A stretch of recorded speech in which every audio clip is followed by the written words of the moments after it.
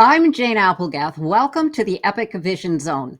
What if the journey to your greatest self didn't start on the outside, but deep within? And what if everything you thought about your past was never meant to shape your future?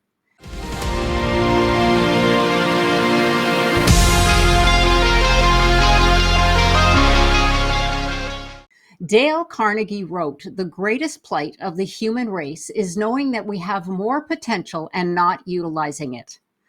Dr. Carlos Garcia is a licensed clinical psychologist, a high performance coach, counselor, and consultant, as well as an author and speaker dedicated to helping people unlock their full potential. He is the founder of Tampa Counseling and Wellness and the Mastery Group, where he equips individuals and organizations with the tools to elevate leadership and performance. He received a bachelor's and doctoral degree at Nova Southeastern University and an internship at Rutgers University. A U.S. Marine veteran with experience as a firefighter and paramedic, Dr. Garcia also serves as a human performance specialist for O2X, working with police, fire, military, and federal agencies nationwide. His impressive client lists include JP Morgan Chase, Cigna, Progressive, and Williams-Sonoma, to name a few. Driven by a passion to help others grow, he empowers people to tap into their natural strengths and create lasting, meaningful change. Welcome, Dr. Garcia. It is a pleasure to have you here on the show today. Thank you, Jane. Thank you so much for having me. A big fan of your work. It's a pleasure to be here with you today. Well, thank you so much as well. Dr. Garcia and I were just chatting beforehand, and we're great admirers of each other. So this is going to be so much fun and very informative. So to get started, you've gone from a U.S. Marine and first responder to psychologist and high performance coach. How has that journey shaped the way that you help people unlock their full potential? Yeah, in very big ways, Jane. I think that it is sort of my journey, right? That I help really folks to navigate some of the things that they go through on a day to day. Really, that's what inspired me to do this work, right? As I sort of met some of these really hard challenges in my life, in places where we really push ourselves to our limits, push our bodies to the limit, push our minds to the limit. There was so much that I learned about myself and what I was capable of. I love that quote that you started off with, Dale, about Dale Carnegie. Like even just in the Marine Corps at the beginning, right? The Marine Corps and a lot of other military organizations teach you that you are capable of pushing your body to such further lengths than your mind thinks it's capable of. So really that's what I bring to my work now, is helping folks see how unconsciously we have oftentimes barriers, how sometimes we set our own limits through the things that we tell ourselves, the stories that we sell ourselves on. So really it was my own journey that helped me navigate the journey of so many of the people that I work with. Mm.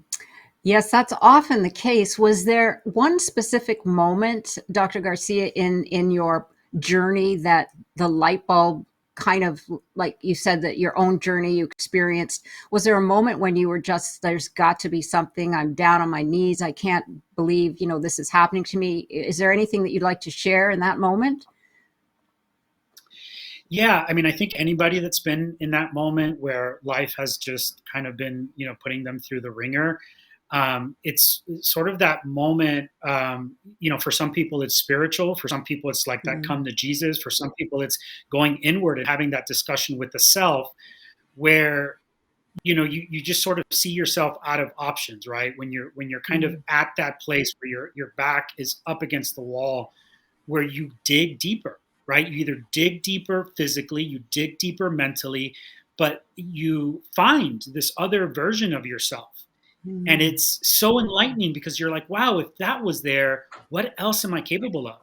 How much further can I push myself? How much further can I go? And how much further can I arrive if I keep always sort of bringing myself to this precipice of the challenge, towards myself with life?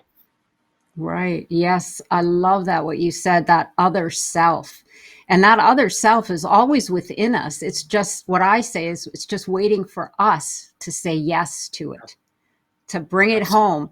So thank you for that insight. Your work with elite performers and Fortune 500 executives to first responders, what's one powerful mindset shift that you believe everyone can adopt to elevate their performance? Yeah, I think that it's shifting our relationship with failure. So as a clinical psychologist, one of the things that I really get to utilize a lot is my deeper understanding of the development of the mind and our development of behaviors from a very early age, right? So a lot of times, peak performers they'll tell you they are their own worst enemy. They're their own worst barrier. And a lot of times that results from the sort of environments, the messages that we heard early on, whether it was through our schools, through our parents, through society, that in a lot of ways were limiting, and we adopted these messages and became, and they just started becoming these unconscious barriers to ourselves. So one of the big things I tell people is change your relationship with failure. A lot of us Mm. learn to have a lot of shame around failing, right? It's sort of like I think about this kid that comes home with 5 A's and a B, and the parents puts the focus on the B, right? The parents Mm. always put the focus on like what's going wrong, and so for a lot of us, um, the message that we got around success was a very positive one, very reinforcing, but the message that we got around failure wasn't a neutral one. It was one of shame. It was one of like, we're not Mm. okay. Now, I ask you, Jane, have you ever failed at anything in your life? Lots. Yeah, Yeah. probably thousands of times, as have I, as have most people that I have coached, most people in the rooms that I speak in. But we tend to hold that part of us with such shame. So, one Mm. of the biggest ways that you can sort of set yourself free is to start changing and shifting your relationship with failure, starting to see it as an opportunity, starting to recognize that it is just a cue, it is a road sign, it is a thing along the way that's guiding us to that next step. And if we just get Mm. really comfortable with failure as just a sign telling me the next, sort of where I need to go next, that alone can really shift how people start to find success in their lives. Mm. That is spot on, Dr. Garcia. I love that. Change your relationship with failure. And you're so right. And our parents do it unconsciously. We didn't Unconsciously. in those days, yeah, we didn't know as much as we know about the science behind how our minds work and the record of the past that stays with us for our entire lives. And I heard once a very interesting woman that she was into gardening, and she calls failure is fertilizer. Mm, It's there to teach you. And I remember that quote because I thought it was so perfect to describe, what failure is. And you're right. They focus on, wow, look at you. You got all A's, but what's with this B? When you said that, I was just like, wow, I remember that now. I mean, it's just like, yeah, we've really got to, well, we might have to start with the parents, but certainly I love that change your perspective and change your relationship with failure. Thank you. That is such a light yeah. bulb. Yeah, Absolutely. I invite people to, sort of ask themselves, like, I don't know about for you, but I know that this is a real truth in my life. Mhm. I've had from my parents to older siblings to teachers along the way, guides, mentors. There is no greater teacher for me than failure. Mm. It has been such a wonderful teacher for me because, right, when Yeah. you're at that place, you learn so much about yourself. And that tends to be true for a lot of people. So, again, if we can just welcome it as this really sort of beautiful teacher, it really shifts a lot for us. Right. Ask yourself, what is this teaching me? And Yes. you change you're asking your mind a question, so it will automatically go to find the answer. So yes, absolutely. Thank you for that insight. Well, what top performers in the military, corporate world, and first responders have in common? Is there something that those performers have in common? Yeah, I mean, I think there's multiple things. One of the things that I often find is that if you look at their history and you look at their life, they've had a series of failures already, Mm. whether it was of their own doing or unintentionally. So they learn to, well, learn to have resilience. Their mind learned to have resilience, because you're consistently met with challenges. And the more challenges that we face in life, the more resilient we become. We just, Mm. right, we get better and stronger, both mentally and emotionally when we deal with challenging things. So a lot of these, people have just really been dealt challenging situations very early on in their life where they've had the opportunity to learn how to navigate it. I think the other thing is this ability to also shift their relationship not only with failure but with fear, right? Mm. And again, fear is just one of those things that we want to shy away from. We don't want to feel it because it feels uncomfortable. But when you just learn to make fear your friend and recognize it again as just something that's cueing you into some information, Mm. some discomfort within yourself, some place within yourself that you need to push yourself a little bit further. Um, and when you sort of learn that you can step out of your house every day and not be afraid of fear, that fear is just another guide, it's just another tool guiding us in the direction that we need to go, then embracing that allows us to take on challenges in a way Mm. that no book is ever going to teach you, only life experience will teach you. Right. Yes, experience for sure. Because you're right. I mean, unfortunately, in today's world, because there is such there's change everywhere, and of course, the human mind doesn't like change because the reptilian brain says change is dangerous. So Right. you're right. The relationship that we have with fear. What I like to do is I actually talk to my fear and I say, okay, what do you want? What is it you're trying to tell me here? I've got everything going just fine. I mean, I start to have this inner dialogue, but in doing that, you know what? It just kind of fades away because it's like, I got Oh, you. There's nothing here, just calm down. yeah. I don't know if you call that the Yeah. inner child or what, but it shifts your mindset. It's yeah, it's inner work because you're speaking back to this fear that's often coming from an unconscious, pre-wired place, right? Like, one of the examples I use, I sort of grew up around a pretty sort of anxious mother. So it was like, hey, get Mm, down from that. You're going to fall. You're going to break that. And so mm, unconsciously, that wired me to be really risk averse at times. So my fear isn't that I'm a fearful person. My fear was just kind of wired and conditioned into me in an unconscious way. So now, as long as I'm mindful of that, I can speak back to it. But you also said a wonderful point there, Jane, which is like that. As humans, we're sort of wired for safety, wired for certainty, right? That's how the mind likes to navigate the world. So just knowing that fear is a physiological thing that's going to arise, that it's not something that's wrong with me, again, gives us the opportunity to talk back to that in a really, really powerful way.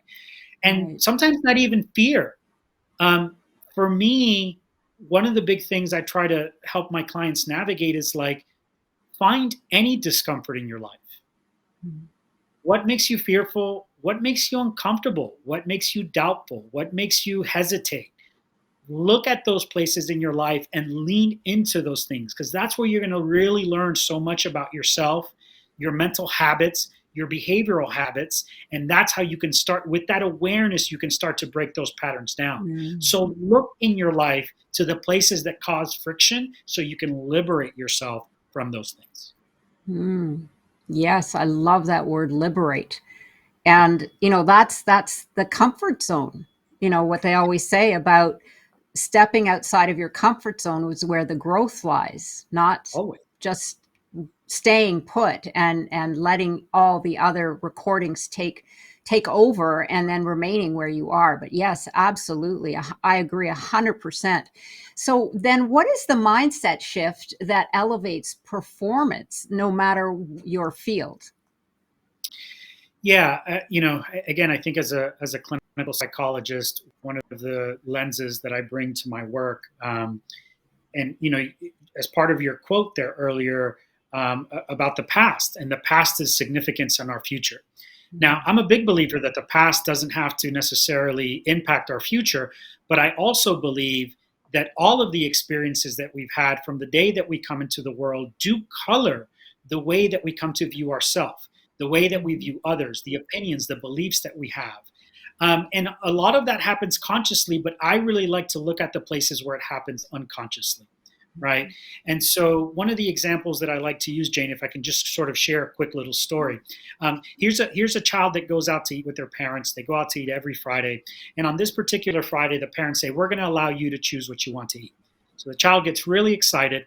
When the child gets to the restaurant, opens the menu, sees this big, delicious, cheesy pizza, and says, "I want the pizza." And now, the mother of the child's just kind of being the mother and checking in. She's like, "Honey, are you sure? Why don't you get the burger? That's what you always get."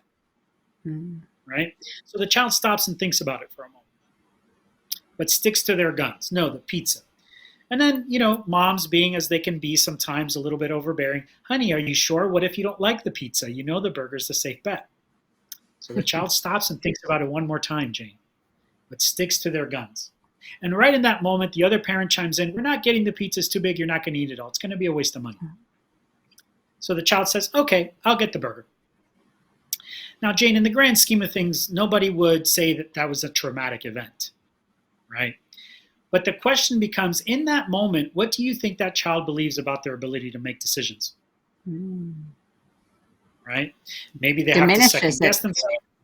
Maybe I don't make good decisions. Now you can say to me, "Well, what are the chances that child had that thought in that moment?" Well, what I can tell you is that parenting is pretty consistent over time, right? Mm. And so chances are that that child heard a very similar message around academics, sports, extracurriculars, the way that they dressed. Now, again, not to blame the parents, that comes from the ways that they were brought up and raised. But do you imagine over time this child starts to develop sort of a second guessing of their thoughts, feelings, Mhm. opinions, their choices? Yeah. Mhm. And that getting reinforced, let's say, the child starts having memories around the age of 3. Let's say they leave home at 18. That's 15 years of a very subtle programming. Yeah. This is someone that later on in life is impacted in their self esteem because they're not confident with their choices. That affects the kind of friends they gravitate to, that it impacts the kind of partners that they bring into their lives, the kind of jobs that they might, the kind of fears that they're willing to take on or not. So, from that place is where I want to help people. I want you to understand what was your story, what were some of the limiting beliefs that you might have adopted without even knowing it. Because once you Mhm. know that, again, you set yourself free. You can now tell yourself, like, "Oh, that's an old story. This fear that I'm having about asking for that raise or taking a leap and, you know, um, starting my own business or taking that job, that's just old programming. That's not real in this moment." And so that is one of the big ways in which I help my clients set themselves free. Mm. That is wonderful. Yes. Yeah. I mean, you said the programming, and that's exactly what came to my mind. It's the Yeah. programming. We're running on a program. And you mentioned bringing things to, the unconscious to the conscious mind. The not unfortunate necessarily, but what we need to learn more of is awareness, Right. because many of us, number one, we're not aware of those stories that are running in our program, but number two, our bosses or our parents or our significant other, whatever it might be, are not aware of how they're setting programs with, not just with their, but they're influencing others around them.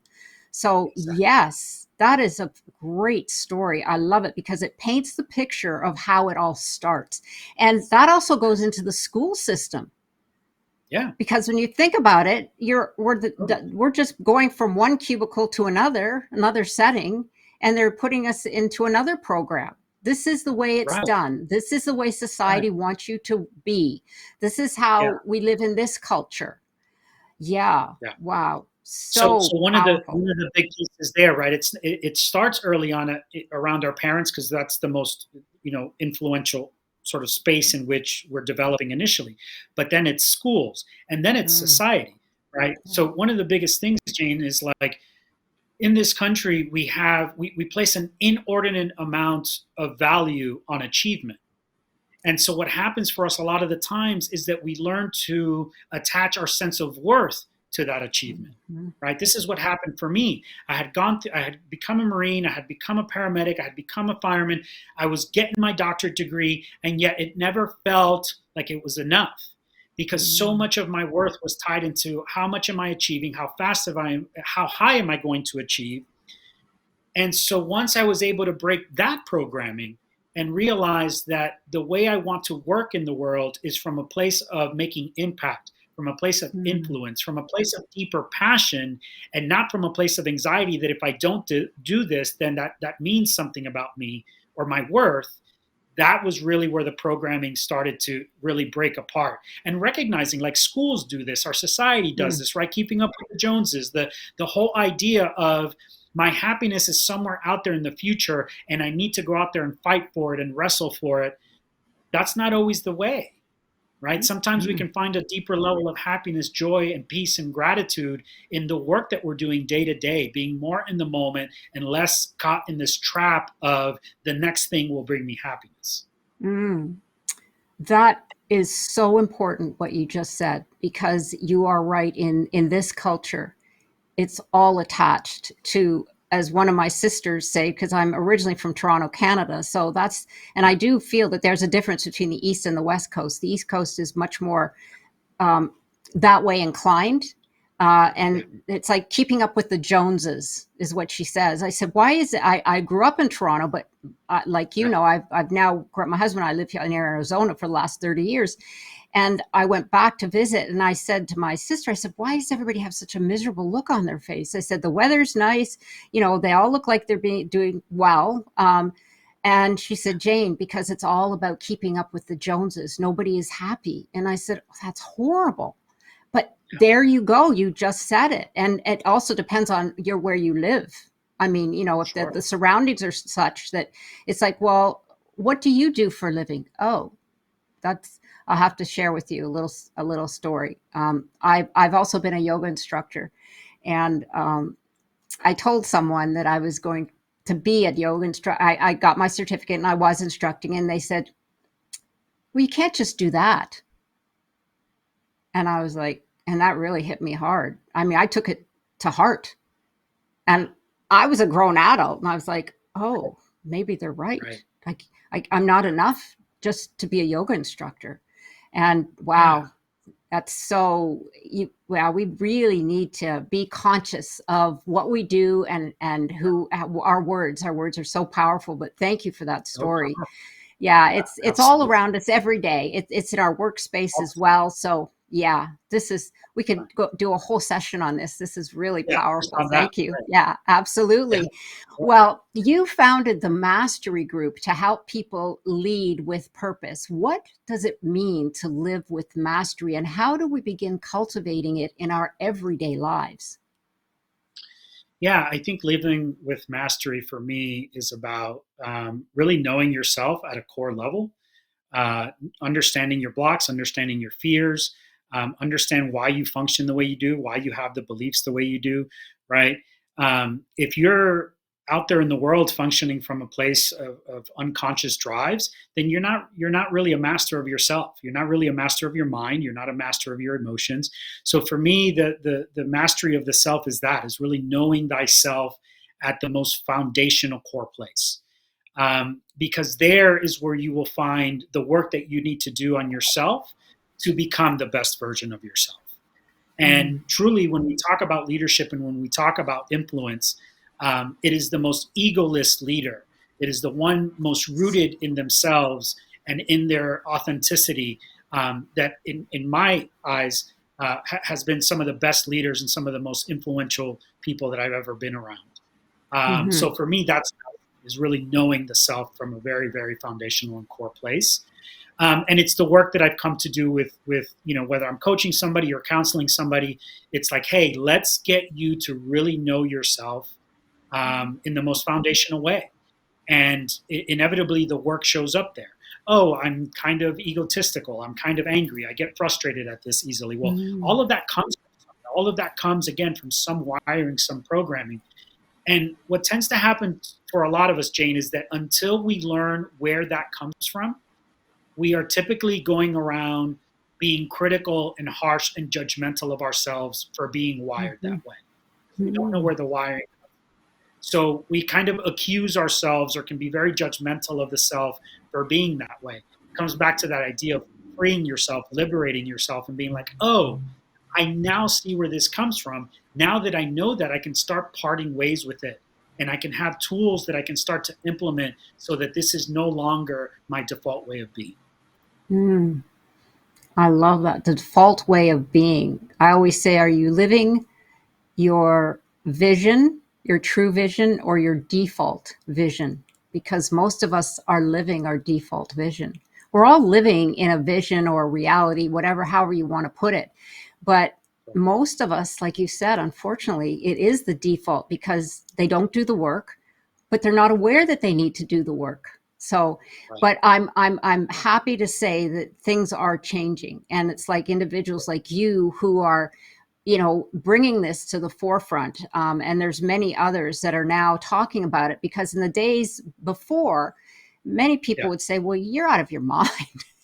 A lot of the things that we know today, like when I left my corporate job at, I was in the stock brokerage business as well. Yeah. I've done many things like you, and it was very, very successful. And I walked away, and people, my colleagues were like, why? What's wrong? You're so successful. And I said, at the time, I didn't understand why. I just knew it didn't feel right. And it's because it didn't resonate with my heart. But Right. it was frowned upon. It was like, and my manager's like, well, what can we do to help you? And I'm like, I just don't want to do this anymore. It's like, leave me alone. Yeah. But you still get that pressure. Yeah. Yeah. So, one of the things that I often talk about too, Jane, is right, this early developmental programming. When we first come into the world, we're loved unconditionally, right? Just for being. All you have to be is Mhm. be a baby, drink your milk, right? But in the first several years of our lives, we're given a model by our parents and society of how we're supposed to be. Now, as long as you meet that model, get good grades, behave, eat your broccoli, you get reinforcement, right? You get an attaboy, attagirl, you get love, you get validated, you get right connection. Now, whenever you're not meeting that model, it's not a neutral message you get about yourself. Mm. It's a negative message. You're not doing it well, time out, you get chastised, you get judged, right? So because that doesn't feel really good, right, in terms of the connection with the people we most want that love from, we start to only do the things that they want us to do. And again, this is just generational, right, and societal in a lot of ways. But the message becomes your worth is tied to how much you do and how well you do these things. Mhm. So parents think that they're doing it to build a resilient and tough child. Let me teach them, the tough lessons. But what we unconsciously learn is I'm not enough, because Mhm. every time that I put my effort to try and please you, right, you tell me I need to do better. Again, going back to the 5 A's and a B, do better. You got a couple hits but you got a strikeout at the game. You got to do better, right? And Mhm. so the message very early on for us is you're not enough unless you're meeting the highest standards. We get into school very early on, at the age of 5, when we're still Mhm. developing our sense of self, and you're told to be better than everybody else for the next minimum 12 years. And then, right, the keeping up with the Joneses. So it's just message after message for most of our lives that's telling us we can finally feel Mhm. good with ourselves when. Mm. Now, what happened for me was that I was halfway through my doctorate degree when I realized, oh, this doctorate degree isn't going to make me feel enough either. Oh. Uh-oh. Now, that's when I went back to therapy, realized, oh, this is something that's been seeded in a belief system that I've carried my whole life. Mm. The self-help industry, last year we spent $13.2 billion on self-help books, programs, seminars, right? A couple of years ago I was at a Tony Robbins seminar, 16,000 people in this arena, Jane, and he asked, who in here ever deals or feels like they're not enough? And it was like over 90% of the people, right? That inner critic that we're constantly dealing with. This is what I study. Mhm. That is not who we are. We didn't come into the world with the inner critic. No. Society and our parents instilled that in us. So what happens is that when we're out in the world performing, if we're doing it from this place of needing to find worth, it's driven by anxiety. Mm. It's driven by, but how we're actually wired, if you've ever seen a child in the first year of their life, learning how to walk, learning how to play with toys, they're so bold and courageous in doing that. Yes. Yeah. They're not doing it for a sense of worth. They're doing it because they are wired for learning. They're wired for expansion. They're wired for growth. Now, what happened for a lot of us is that that message got entangled. Mm-hmm. Our Yep. sense of doing came more from a place like I don't want to try new things and take risks because that's going to make me feel bad about myself when I don't succeed. But a Mm. child doesn't do that. They go out into the world and it doesn't matter if they fail or not. So what I find with our biggest performers in the military and athletics and in a lot of places is that they are still carrying around this harsh inner critic. And when they Mm. start to let go of that, now the place that they work from, push themselves from, is one of deep desire and passion to do good, to make impact. So Right. that's really where I think if a lot of us can shift our wiring, we really, we just change so much about ourselves. Mm. So rich and powerful. And thank you for sharing your story. It brought other stories that I've heard from others, and it just the light bulb went on, and I was like, oh my gosh, that's what happened. Is that they weren't enough. They weren't enough. So absolutely. Well, thank you.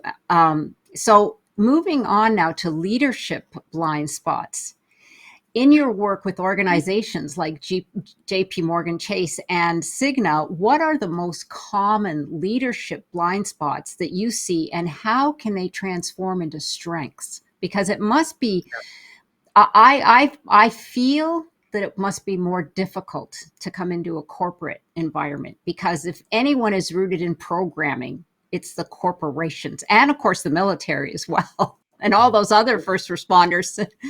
Yeah, So yeah, I what think is their blind spots? Yeah. yeah, that's sort of what I pride myself on, is going into these environments that typically these messages are harder to hear. Um, One of the big ones, Jane, is the idea of leading from like authenticity and vulnerability, Mm. especially in these environments. That's just one of those that has traditionally been seen as a weakness. And we see the research now. We know different now, that those leaders that are most likely to be authentic with the people that they lead, to share of themselves, to be vulnerable, to share the aspects of themselves that might not be strengths or even weaknesses, that has such a powerful way of connecting with the people that they are leading. So that's really one of the big ones, right? Because in places like the military, corporate America, first responders, is this idea, right, that you're the stoic, that you need to be tough all of the time, Mhm. that nothing ever bothers you.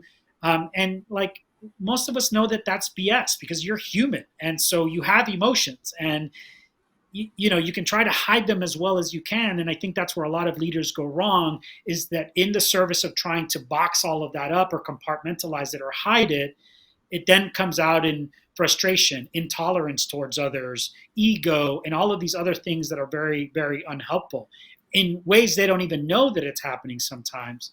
So I think that that's the biggest one, that this idea that like leading with authenticity and with vulnerability is a true strength. Right, right.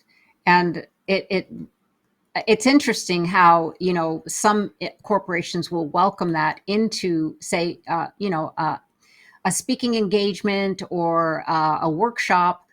But unfortunately, I think a lot of them will go back because They're not living. it's, yeah, they're not, there's a few now that are coming up, and they get it, but Yeah. thank goodness for that, because Yeah. the schools of old, Right. we need to get rid of the top leadership, because they're older and they're schooled Yeah. from that program, From that and model. there's just no way you're going to get it out of them. I mean, Yeah. it's just in. And I get why people go back to that default mode of functioning, because Yeah, it's hard, right? yeah.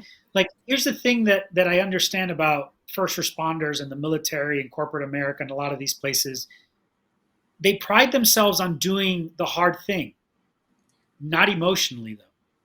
We Mm-mm. shy away from emotional things because it's hard. And so that's where I really encourage leaders to lean in. Yes, you can do all of this tough stuff externally, go to the Yales and the tough business schools and the boot camps and the military stuff. But like, what are you doing internally? Are you facing Mm-hmm. that stuff that's hard? And most of us aren't willing to because it's easier not to. Right. Yes. Because it's letting down our shield. And we feel that that shield, if we let it down, it's all going to come pouring out. Right. And we were taught not to. I mean, I'm Yeah, not sure about your upbringing, but I was like, you drop a tear and look out. It's like, absolutely. okay. Absolutely. Yeah, Yeah. yeah, it's really something else. But thank you for that. Yeah. So, you Yeah. talk about helping people create lasting, meaningful changes. And what's one thing that most people get wrong about transformation, and how can they flip the script on that? Yeah. Hmm. I think one of the biggest misconceptions, and it makes sense, right? We're in a very fast-paced society, and we want everything yesterday. And Yeah. so the level of work that I do, because it's very foundational and to your core, it's going to take time. So I think a lot of people come to me and like, hey, give me the strategies, right? Give me the quick fix. What's the 5 session thing we need to do to get to that moment? And we can do that, right? If we want change on a surface level. If you want change on a deep foundational level, you need to be willing to step in and do the work. Do the work on yourself. Mm. And I'm a firm believer, right, that like as a leader, when you're doing the work on yourself, then that's when you become the best type of leader and the most influential type of leader, because you are able to navigate fear in a very different way, navigate doubt in a very different way, understand yourself in a very different way. So really, I like to get people out of that mindset that there's a quick fix here. While there are strategies that we can implement that'll start getting you to change, as quickly as today, the real work of transformation, not just of you as a leader, but you in your life, the real change of finding joy and peace in your life is all on the inside. Are you willing Mm. to do that? If not, I might not be the person for you. Right. Yes, absolutely. And that takes time because it's taken a lifetime for us to be programmed this way. So if it's taken a lifetime, it's going to take some more time to unravel the program. Absolutely. So lasting change, and you may have touched on this. Why do most people fail then? Is it at creating lasting change? And it could be, like you said, they just have to be in it for the long haul. And what can people do to do something differently starting now? Like, I know we talked about reprogramming the failure and the words, but is there anything else you'd like to share? Yeah, I think that we sort of are naturally wired to not like discomfort, emotional or Mm. physical or of any other kind. Um, I have come to learn that I need to love that discomfort in my life because that's where life is asking me to change and grow. Mm. So I'll just use an emotional aspect, for example. Um, a lot of us grew up with, again, programming or, in a generation where you were just talking about it, Jane. If you were feeling sad, you were told to suck it up, right? The message there was that that's weak. That is a weakness about Mhm. you. Um, but not just sadness, shame, grief, Mhm. embarrassment, right? What we have traditionally called the negative emotions, right? We were told not to experience that. So what we learned to do was to box that up and repress it and push it down. Now, even if you grew up in a home where you were told, oh, everything's going to be okay, there's nothing for you to be upset about, fine.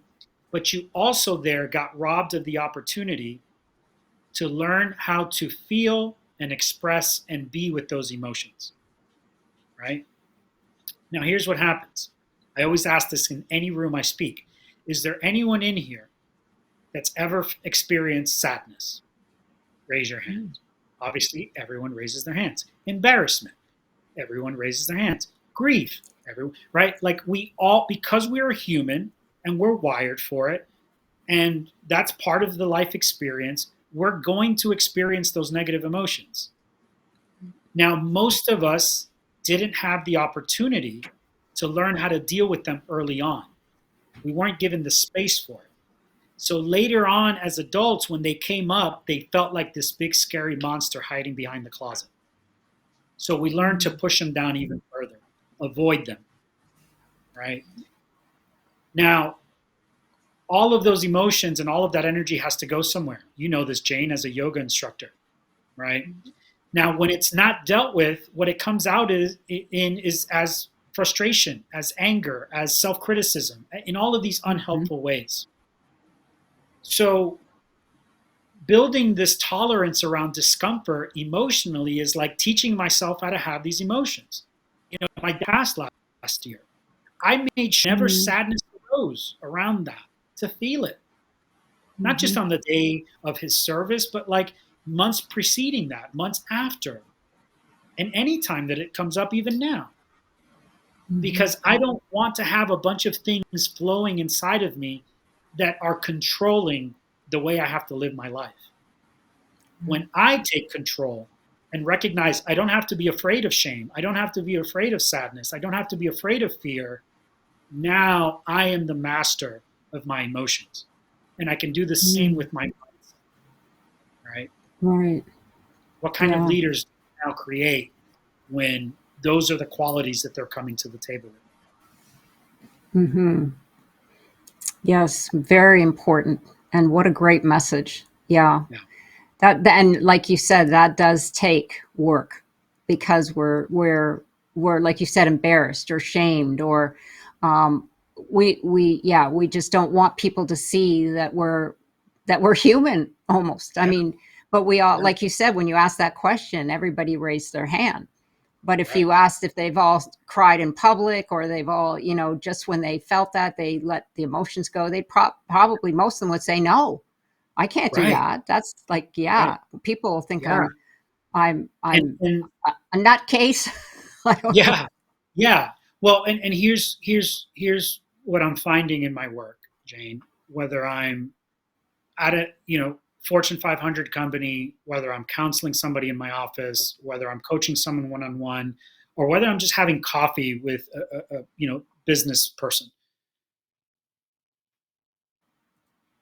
The thing that connects us all is the human experience. All of the labels go away, all of the titles, the bank accounts go away, all of that stuff goes away. And what you find in those moments of authenticity, of vulnerability, because that's many years ago, I challenged myself and I said, I want to be a walking permission slip for people to take off their mask. So I always lead with my stories of vulnerability and how I struggle. And what it does is this beautiful invitation for people to share their experience as well.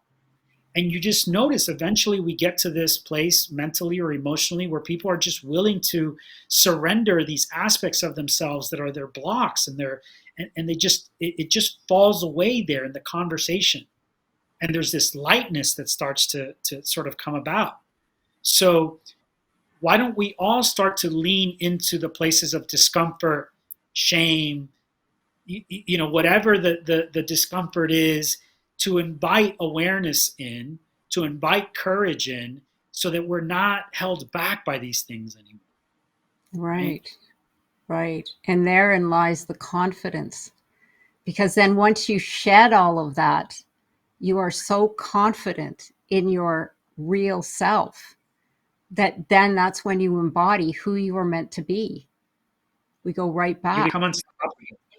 Yes, absolutely.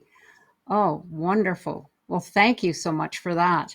So, shifting gears a little bit, I love what you said just recently on toxic people. And you say, how do we Yes. deal with toxic people in our lives? And why does that matter? Because I know it does, but maybe you can share with us why that's so important.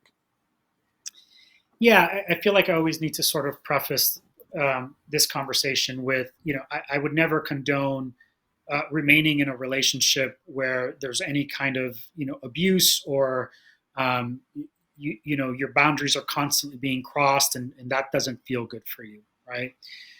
However, I do firmly believe that because I have an awareness of the different ways in which we develop personalities, right? Like let's use anger for an example. Someone that's constantly anger and Mm. projects that anger towards other people. They didn't come into the world that way.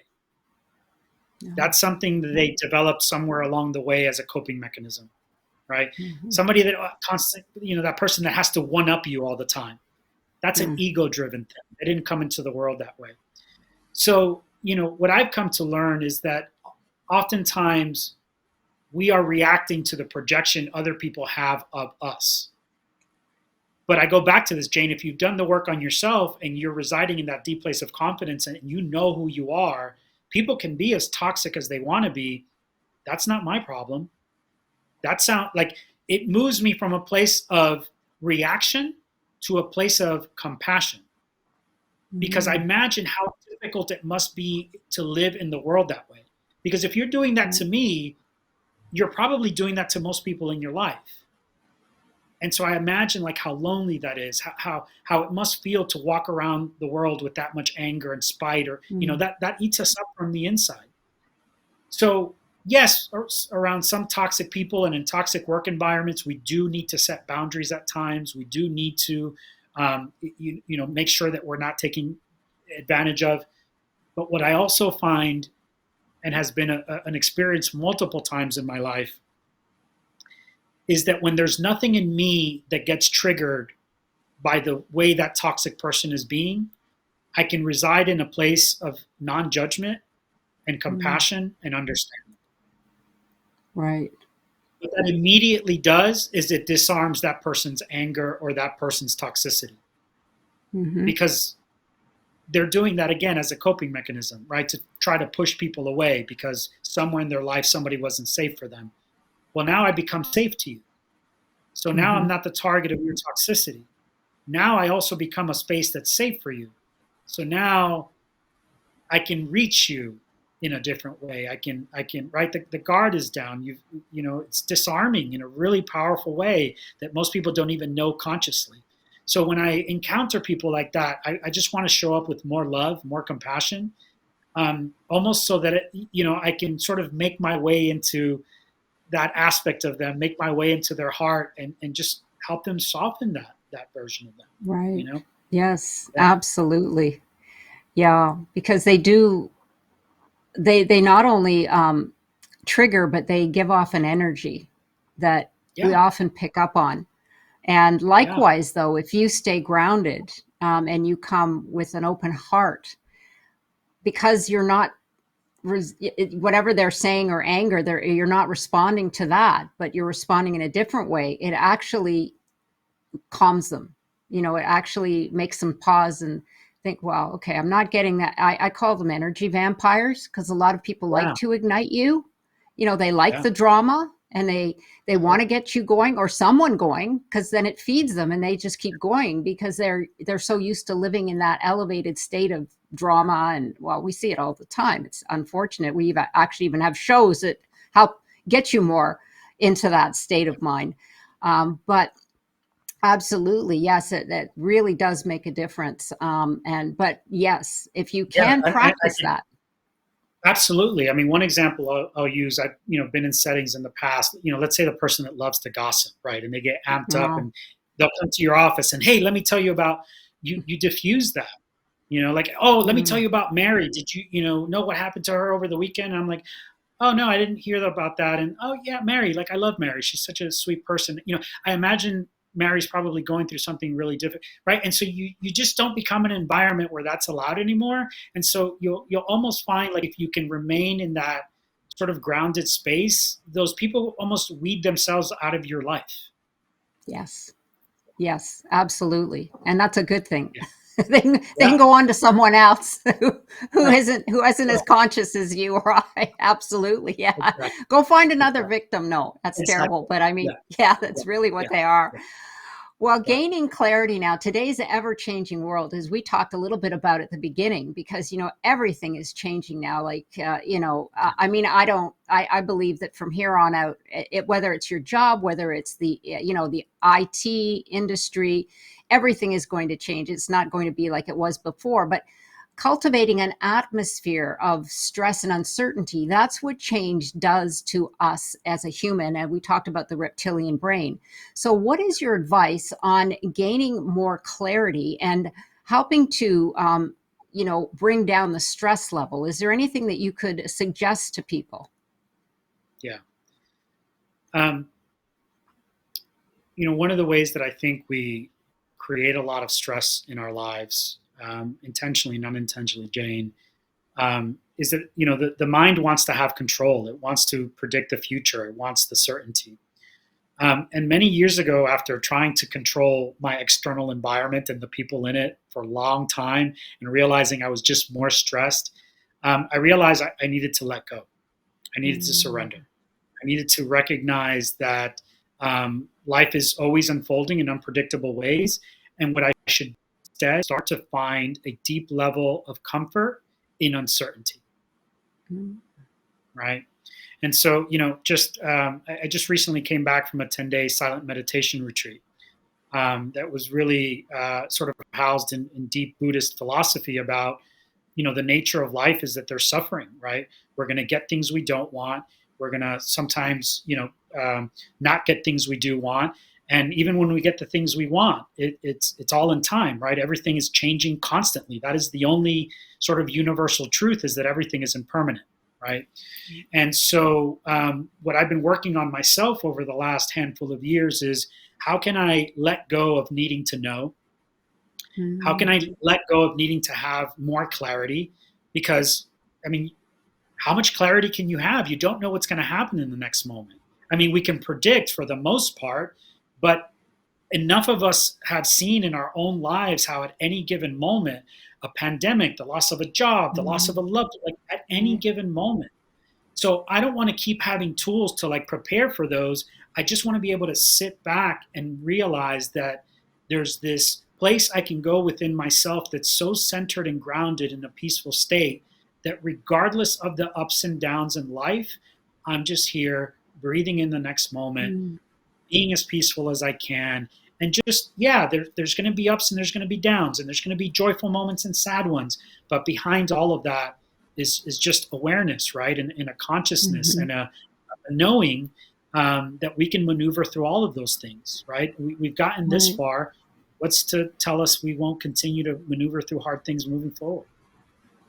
Right. Yes. It reminds me of this beautiful quote. It says, "To the mind that is still, the whole universe surrenders." So, yeah, in the quietness. And yeah, you're right. And that's a practice. And it is a beautiful practice, to have that. Um, yeah, it's something that and it's certainly become so much more acceptable in today's Yeah. world. I mean, they have it in corporations. Some schools Right. actually even have it, so it's great. Right. And in other Right. other countries, they actually have it as part of the curriculum, which Yeah. is wonderful for the children. So, Yeah. So, I think one of the big things there is like letting go of the ego too. The ego is mm, constantly in need of reasserting itself and knowing and mhm, seeking things outside of itself so that it can feel comfortable and okay and smart and intelligent and masterful. Um, mhm, Sometimes we need to let go of that ego, right? It's because I keep letting go of my ego that I allow myself to keep putting myself in hard positions, in challenging mm, positions, to keep growing, to keep expanding myself, right? Like most right. people can look at me and be like, hey, you have the doctorate, you understand the psychology, you're doing the work, you're doing well. Why why would you put yourself through a 10-day silent meditation retreat at this point in your life? Because there are still areas within me where curiosity arises, where there's fear around other different things or discomforts. I don't want to live with any of that. So I'm going to keep moving myself in the direction of discomfort so that the growing continues to happen from a deeper and deeper place. Mm. That is so interesting that someone would ask you that. I would be like, why not? because life is a practice. I always say that. It's always, you're always learning and growing. And even in a meditation, I mean, you would want to do that every quarter, even just to reset. I mean, it's healthy. It's like if you said you were going on a 10-day retreat for getting healthy and working out, I don't know that anybody would say, why are you doing that? Right. Right. But Right. because you're going for meditation, they're like, well, why are you doing that? It's like, why not? Yeah. You Why know, would you that's want what to be I would alone have. with yourself for this, right? Exactly. Yeah. Why wouldn't you want to be grounded and at peace with yourself? And then they might say, oh, maybe he's right. Throw it back. But absolutely. Yeah, that's really interesting. Okay. Well, we need to get rid of those toxic people for Yeah. sure. Yeah. So, mental resilience, then, how do you define mental resilience? And can you describe a situation when you faced a setback or a failure? Yeah. Yeah, I think mental resilience for me is it's less about the toughness, although that's almost like this secondary aspect, indirect sort of gain from it. It comes back to this idea we were talking about a minute ago, which is sitting in a place of equanimity, right? Mm, Regardless of the ups and the downs and how bad the downs are, um, remembering that I can do hard things because I've done hard things. Instead of rooting myself in like, oh my God, how am I going to get through this? Rooting myself in like, I know that I'm capable of this. And even if I don't see it in myself yet, this thing in front of me is going to show me what I'm capable of. Right. mm, So for me, that is what mental resilience is all about. Um, I was just talking about my father passing last year. I was also around that time navigating some real challenges around my business financially. And then, like a month later, my wife and I lost a pregnancy. mm, And so this is fairly recent, and it was just a place where, you can some of us kind of look around and like, hey, why is this happening, right? Like, why all of why is this happening mm, to me right now? And right, so it's just like an emotional, mentally challenging, really tough place to be in. yeah, Um, but how I was able to maneuver through all of that was everything that I've learned about myself throughout my healing journey, throughout therapy, throughout my meditation and yoga practice, and all of these ways in which I have learned to ground myself in a place of inner being, of inner peace, and recognizing, like, oh, this too shall pass. This is grief. This is what it looks like. It's okay for it mm, to feel hard. It's okay for you to cry. It's okay for, right? This is where we are now, and I don't need it to be any different because there's also deep teachings in this as well, right? And mhm, of course, months after, years after we've gone through something that horrible or that terrible or that traumatic, we can see how it built us. That's yeah, harder to see when we're in it. And I think mhm, I don't think we see it when we're in it. What we need to do is honor what is arising in that moment, and mhm. that for me is mental resilience change. Yeah, yeah, very much so. And Yeah, you're right, because all of us will face those every all throughout our lifetime. I always say it's a roller coaster, and you got the inevitably. highs and you got the lows and you got everything in between, but you can't walk away from it. It Right. just is, Yeah. absolutely. So yeah, it's almost like it's a practice as well. This is why I Yeah. say life is a practice. I would just like to Absolutely. say I that. love that honesty. Yeah, Yeah, that's beautiful. absolutely. Well, a game changing perspective on building confidence. Is there anything that you would like to share with our audience? Yeah, I mean, we were talking about this earlier. I think a lot of people try to build confidence again externally, Hmm. through the acquisition of accolades, certificates, degrees, right? Like Right. all of the things, titles. Um, and I think oftentimes, I talk about that confidence being empty because as soon as you remove any of that, the confidence underneath it shatters. It's not built on a firm ground. Where when you do that sort of work of knowing the self and being your most authentic self and truly loving yourself in that space, then it doesn't matter what accolades you get or don't get. It doesn't matter who likes you or doesn't like you. You're confident because you're whole with yourself. And so that's the kind of confidence that I encourage, right? The one that requires you to look at the parts of yourself that are full of fear or doubt or any of that stuff, because there's something to that story. Yes, absolutely. And celebrate your wins. This is something we don't do for ourselves. It's like, you know what? It's very interesting. I'll just share a little something with you. When I do these Yeah, interviews, I always do an introduction. And yeah, most people will say, wow, that was really special. And I said, well, it's all you, because we never reflect on all the things we've done. And you know what? We're pretty darn special, yeah, all of us. yeah. And I love that. it puts a smile on my face, because I said, I should just do a podcast where I read everybody's bio, and they'll all feel so confident and so they celebrate themselves, because they just can't remember that they did all these amazing things. So Yeah, absolutely, yeah, not only, like you said, yeah, it's not the prize or the accolades or the degrees, right. but it's all about what you have celebrate. Even walking, I mean, when Absolutely. we were a kid, we would learn to walk and we're like, wow, this is great, but that's when we weren't programmed. So yeah, Yeah. look in the mirror and go, you know I what, think you're along pretty I darn. think along the way, yeah, I think along the way, if more people were celebrating our victories, we would have learned to celebrate our own. I also think Yeah. sometimes we get caught up in this cycle of what's the next goal, what's the next thing, Yes. and we Yeah. forget sometimes to remember the Oh, effort, the energy, that it took to accomplish some of those things. yeah, absolutely. 99% of the time, you're right. We forget and we forget. And that's Yeah. why the intros are so fun, because they just go, wow, that was Yeah. great. I'm Oh my like, God, that's okay. right. Well, thank you so much. Question for you: what has been the most valuable piece of advice that you've received personally or professionally? Mhm. Yeah, one that I probably heard and got in different ways, but didn't really sort of hear until much later in life, and that was to trust myself.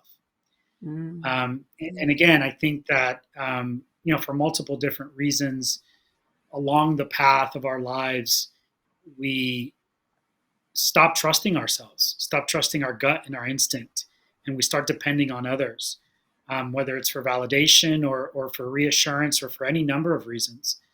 Um, and really, um, I saw this Instagram video the other day, and it was a lady that got asked, "How do I start to trust myself mm, more, or how do I become more confident?" And she said, "Stop asking other people for advice." That's simple, mm-hmm, right? Trust that even if you come up with the wrong decision, that was needed also. mm-hmm, That's what refines that inner sense of like that intuitive, true trust of the self, is making mm-hmm, decisions either good or bad, but like you made it. It was of your own mm, doing.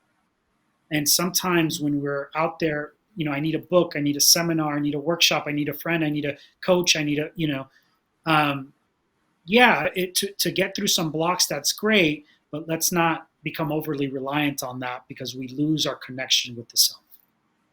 yes, absolutely. And that goes full circle to your story of being a little person and picking up the menu and not Right, trusting your decision. right. So yeah, trust yourself. Rebuilding those wires and the Yeah. neurons, absolutely. So Dr. Garcia, how can people discover more about your services, your books, and resources? And this will all be on the Epic Visions of bio pages. Absolutely. So, anybody that resonated with any of the counseling stuff, tampacounselingandwellness.com. That's our practice here in Tampa, but we have multiple providers here that can work with people in up to 42 states. If any of the coaching stuff and some of the other stuff, the speaking stuff resonated, drcarlos.com. A lot of my stuff is in there. And then if folks just want to connect and, catch some of my videos and some of my content, on Instagram, Dr. Carlos A. Garcia. Wonderful. Thank you so much. And we'll put that up for everyone to have as Yeah. well. And if there was one message that you could share with the world, what would it be? Oh wow, yeah, that's a great question. Yeah, do your work, work on yourself. because from that place, a lot of healing happens. From that place, a lot of freedom happens. And from that place, you become a vehicle of true influence and leadership in the world. Where I think in a day and age where people are looking for answers and looking for connection and looking for guidance, and they want it from an authentic and real place. So just do the work on yourself. Find those places within yourselves that just kind of disturb you, bother you, irritate you. That's just telling you, where you have some growing to do. Because I truly believe the more we work on ourselves, the more we become vehicles for others to work on themselves. Yes, and it becomes a ripple effect the more we affect Absolutely. others. Like you said, Absolutely. impact and influence. Yeah. Yeah. And because we're here on the Epic Vision Zone, I have one last question. If Sure. your life were an epic story, what would the title be? Hmm. Yeah. I think of all of the kind of careers I've had and maybe some of the ones I still want to step into. 9 lives. It would be called 9 lives. Perfect. I love that. I love that. And I have cats, so that's perfect. I love it. Wonderful. Well, thank you again, Dr. Garcia, for joining us here today. And once again, for information and to connect with Dr. Garcia, go to the Epic Vision Zone bio pages where you will find all of his social media and direct contact information.